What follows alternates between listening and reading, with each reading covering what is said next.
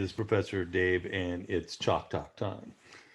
If you've been following this video series, I showed you how to build this Tech Superstars app, which takes data from a spreadsheet and displays it on a homepage. And then if you click on one of the people, it shows more information about the person, and you can go back. Okay, but the general idea is you could take any spreadsheet or database, and the code in this app or the way we set this app up will work on any data. So don't think of it as just like a Techstars or CS Stars app.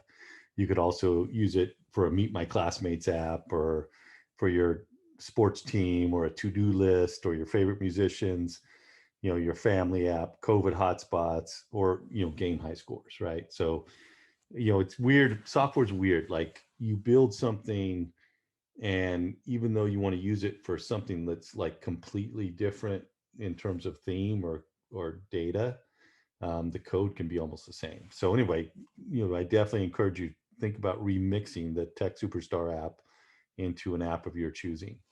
Okay, so Chalk Talk. I want to talk about kind of computer science terminology, software development terminology, and you kind of want to start building up your vocabulary for this kind of stuff. So one term is persistent data, and this is just data that lives on even after an app is closed. Okay, and not all data does that. Certainly, we're storing everything in a spreadsheet, and that's our persistent data. And that data can be, either personal or shared, right? There's some apps like, maybe you have a workout app, or a app where you enter appreciations, or where it's just private, right? But often the data is shared in the cloud, right? And our Google Sheet or is definitely in the cloud. There's other kinds of databases and spreadsheets that you can use for the persistent data. We use Google Sheets because it's one that everybody's kind of familiar with.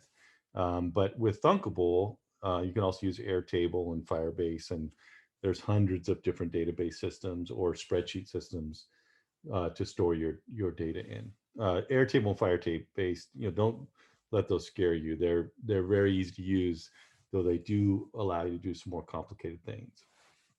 Okay, with persistent data, the data can be from the outside world, right? The world is full of data, right? There's all kinds of research being done, and there's all kinds of sensors out there. And our big challenge is, how do you make sense of all that data? And in fact, being able to take a sheet and get it into an app is step number one. Okay, so besides the kind of data that's out there, you can also build apps with user generated data. This is even more common, right? So the user enters something maybe in a form, and you want to store that, and you can store that into your spreadsheet or your database. I'm going to show you that in the next video, or the next part of this video series. So user entered data, there's also like user generated, meaning let's say a user's playing a game, but you record all their scores, right? Or their high score list or whatever. So all that might come into user generated data.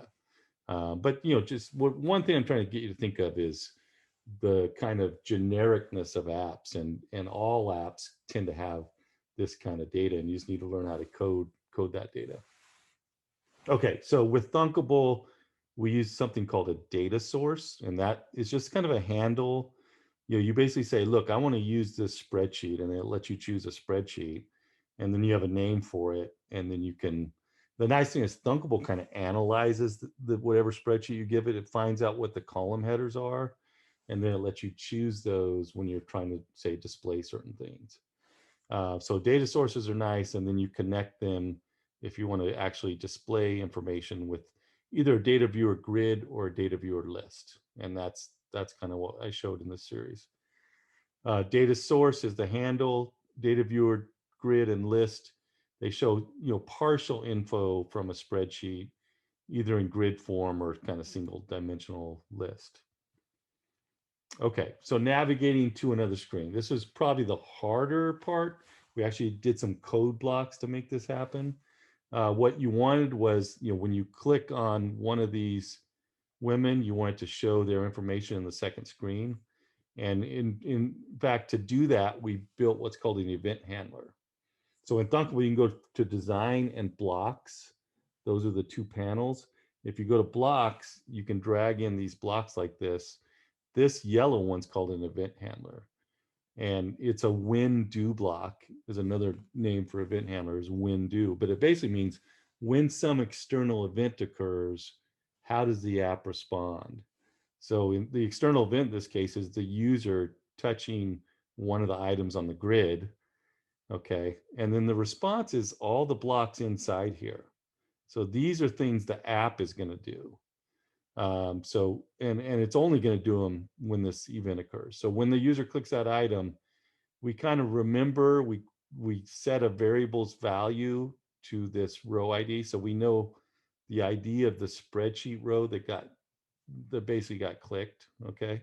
So we store that in a variable and then we navigate to the info screen. So our response within our event handler has two operations. Okay, but this whole yellow thing, including what's inside it, we call an event handler. Okay, the second thing was the whole idea of this variable. And a variable is a memory cell. And for this app, we created one. We initialized what an app variable means, one that you're just going to use temporarily. And we named it row. And we kind of by default set to 0. But the reason we even created this variable is because we needed to remember, oh yeah, they clicked on Tara or Jennifer. We need to remember the ID of the one they clicked on. So we kind of stick it in the variable. And then later when we get to the other screen, when we get to the second screen, we say, oh, what was that row ID again? And so we grab it from the variable. And so variables are just a way to remember things. And in this case, what we were remembering was the row ID. So event handlers are kind of a fundamental construct of how the app responds to events, and then variables is more like the brain or the memory, right, of the app, and it can remember. It's like the short-term memory.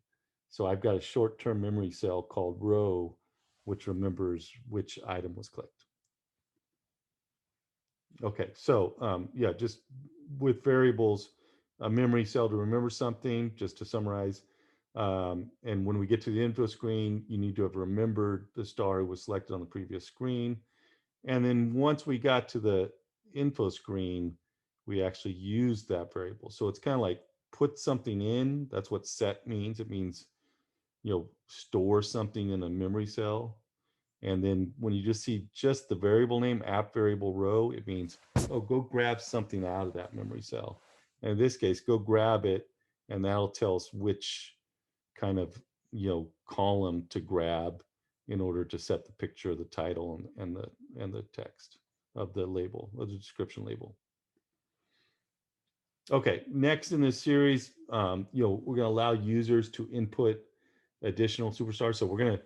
So far our app has no user generated data, and that's what we'll do next. And then further down the line, I'll show you how to do registration and login. I'll actually give you some template screens which you can configure to allow users to log in, which of course really when users are entering information, you definitely want them, you want to authorize them, and then you have a user ID which you can tag stuff with.